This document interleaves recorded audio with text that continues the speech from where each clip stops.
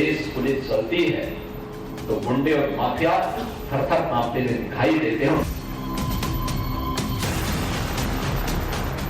बेबाक, बेलौस और बेधड़क बोलने के लिए विख्यात वो सत्तासीन योगी जो अपने आक्रामक अंदाज से सियासत में नई लकीर खींचने के लिए विख्यात हैं।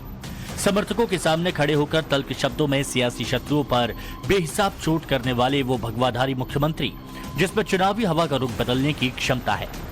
भगवा पार्टी के कोर एजेंडे की धुरी पर चुनाव में नैरेटिव सेट करने वाले वो नेता जिसके बयान पर सियासी सेंसेक्स ऊपर नीचे करता है।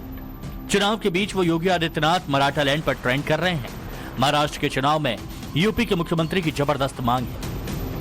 जानकारी हमें बीजेपी से मिल गई है, उसके मुताबिक स्टार कैंपेनर्स की लिस्ट में योगी आदित्यनाथ की सबसे ज्यादा डिमांड है। जितने भी जो उम्मीदवार हैं उनकी पहली पसंद योगी आदित्यनाथ हैं। उत्तर प्रदेश के मुख्यमंत्री वो चाहते हैं कि योगी जो हैं वो उनके चुनाव क्षेत्र में आए और उनके लिए प्रचार करें, रैलियां संबोधित करें, जनसभा लें, लोगों से संवाद करें। इतने उम्मीदवारों का नाम का ऐलान कर दिया गया। उनमें से ज्यादातर जो उम्मीदवार हैं वो बीजेपी महाराष्ट्र कार्यालय में अपनी गुजारिश कर रहे हैं, अपनी रिक्वेस्ट पेश कर रहे हैं और इसके बाद में उनकी जो रिक्वेस्ट है वो दिल्ली की जो कमेटी है उसके सामने रखी जाएगी। दिल्ली की कमेटी इसके बाद योगी आदित्यनाथ के कार्यालय के साथ मिलकर उनका शेड्यूल बनाएगी और अपॉइंटमेंट्स जो है वो तय होंगे और उसके बाद में योगी आदित्यनाथ जो है वो महाराष्ट्र में आएंगे और महाराष्ट्र के अलग अलग इलाकों में, मुंबई में कई सारी रैलियों को, कई सारी सभाओं को धुआंधार अंदाज में, T20 अंदाज में जो है संबोधित कर सकते हैं। सिर्फ बीजेपी उम्मीदवारों की पहली पसंद नहीं बल्कि जानकारी ये मिल गई कि चाहे गठबंधन में उनकी जो सहयोगी दल है, शिंदे की शिवसेना हो या अजीत पवार की एनसीपी हो, वे भी चाहते हैं कि अगर मौका मिले तो योगी आदित्यनाथ उनके चुनाव क्षेत्र में आके भी प्रचार करें। तीन बड़ी पार्टियां महाराष्ट्र में सत्तासीन हैं।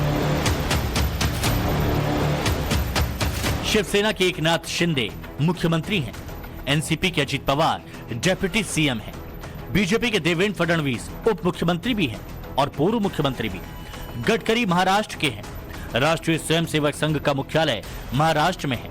वहां के एनडीए उम्मीदवार जब योगी आदित्यनाथ से उम्मीद लगाए हुए हैं तब देश के लोग ये जानना चाहते हैं कि महाराष्ट्र में सीएम योगी आदित्यनाथ की डिमांड हाई क्यों है।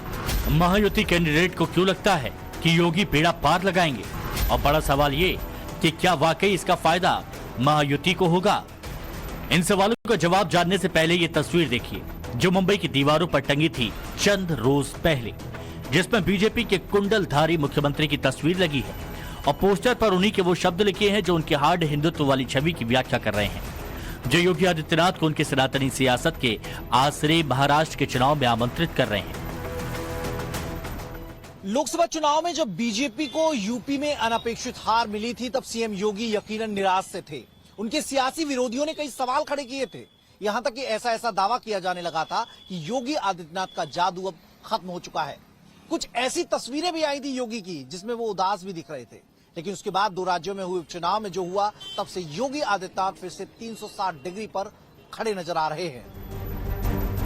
यूं तो सीएम योगी ने लोकसभा चुनाव नतीजों के ठीक 40वें दिन अपने कार्यकर्ताओं को बूस्टर डोज देकर गियर चेंज कर दिया था, जब उन्होंने साफ, सरल, स्पष्ट शब्दों में समर्थकों से कहा था कि बैकफुट पर आने की जरूरत नहीं है। पर योगी का वो अंदाज, वो आत्मविश्वास, वो हिंदुत्व वाली सख्त बात दिखी थी 26 अगस्त को, जब उन्होंने बांग्लादेश के नाम लेकर वो कहा था जो भगवा राजनीति की नई पंच लाइन बन गई। राष्ट्र से बढ़कर के कुछ नहीं हो सकता, कुछ नहीं हो सकता। और राष्ट्र तब सशक्त होगा जब हम एक रहेंगे, नेक रहेंगे, तभी नेक रहेंगे। बटेंगे तो कटेंगे। आप देख रहे हैं ना, बांग्लादेश में देख रहे हो ना, तो वो गलतियां यहां नहीं होनी चाहिए।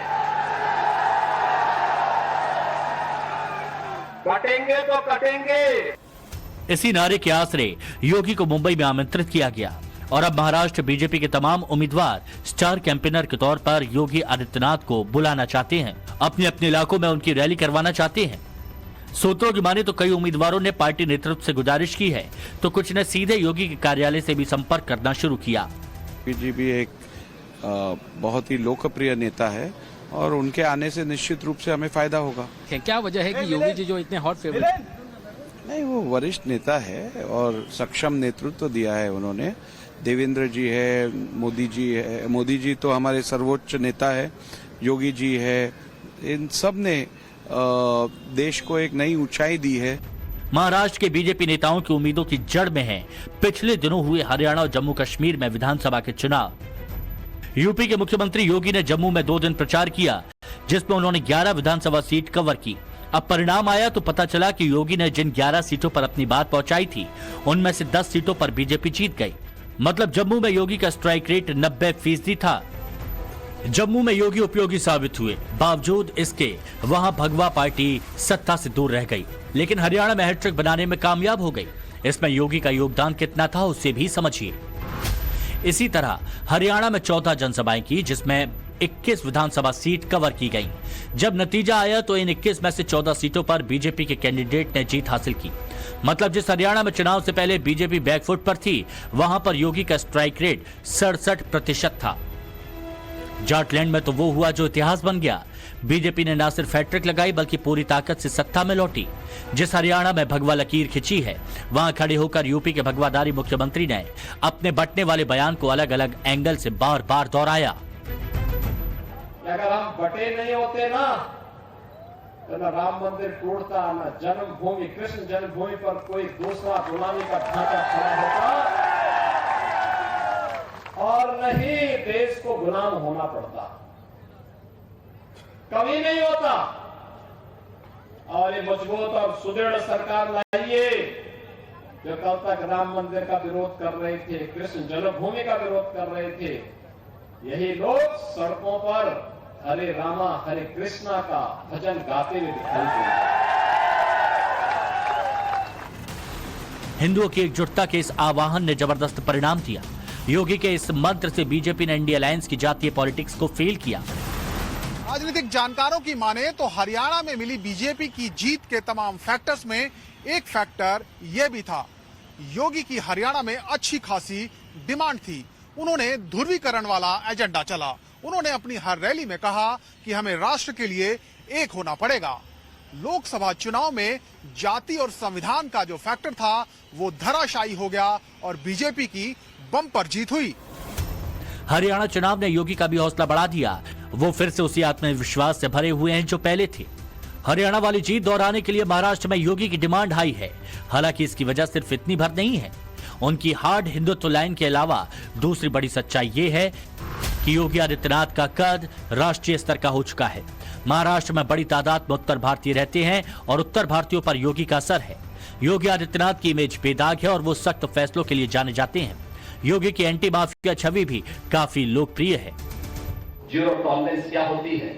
उत्तर प्रदेश की कानून व्यवस्था और माफिया के खिलाफ की गई कार्रवाई उसका एक उदाहरण आपके सामने हो सकता है। उसके लिए पता नहीं क्या हो सकता है, किस स्तर पर जाकर के कार्रवाई की। सरकार को बहुत सारी चुनौतियों को फेस करना है, लेकिन कोई भी रहा हो अपराधी, माफिया कोई भी हो, उससे उसी शक्ति के साथ निपटेंगे जिस क्रूरता के साथ वह एक सामान्य नागरिक किसी बेटी के साथ और किसी व्यापारी के साथ व्यवहार करता था। उसी क्रूरता के साथ सरकार भी उससे निपटने का कार्य करेगी। उत्तर प्रदेश सरकार नहीं कर सकती। जब वो हरियाणा में चुनाव प्रचार कर रहे थे तब भी बार बार यूपी की कानून व्यवस्था का जिक्र कर डबल इंजन वाली सरकार से होने वाले फायदे गिना रहे थे, तो राम का नाम लेकर कांग्रेस और राहुल गांधी पर जोरदार चोट कर रहे थे। धाम में प्रभु राम का विराजमान होना, दूसरा रोम की संस्कृति में पले पढ़े वे लोग, वे बदनसीब जो दुर्भाग्य से अपने को एक्सीडेंटल हिंदू कहते हैं, वे कैसे इसको बर्दाश्त कर पाएंगे? वे कहते हैं कि अयोध्या में जब रामलला का मंदिर का उद्घाटन हो रहा था तो वहां पे नाच गाना चल रहा था। अरे जिंदगी भर तो यही तुम्हारा खानदान करता रहा। योगी के शब्दों का असर राष्ट्रीय स्तर पर हो रहा है। एक बड़ी आबादी है जो उनके दीवानी है और यही वजह है कि बीजेपी के तमाम नेता योगी आदित्यनाथ की ओर देख रहे हैं। बहुत सारे लोगों की मांग है। वो हमारे सीएम है हमारे बड़े स्टेट के, और मुंबई में उत्तर प्रदेश से आए हुए बहुत सारे लोग यहाँ स्थायी हैं, तो नेचुरली उनकी मांग है। मुंबई में उत्तर भारतीयों का अच्छा खासा असर है। रिपोर्ट के मुताबिक मायानगरी में 20% से ज्यादा उत्तर भारतीय हैं। मलाड, कांदिवली, भांडुप, मुलुंड घाटकोपर, भाईखला और चैम्बूर जैसे इलाकों में यूपी, बिहार, झारखंड जैसे राज्यों के लोग बड़ी तादाद में रहते हैं और यही वजह है कि अभी से बीजेपी ने उत्तर प्रदेश और दूसरे बीजेपी शासित राज्यों के अपने विधायकों, सांसदों और नेताओं को महाराष्ट्र में चुनाव प्रचार के लिए उतारा ताकि वो प्रवासी उत्तर भारतीय को गोलबंद कर सके। आगे वहाँ के कैंडिडेट योगी की राह ताक रहे हैं।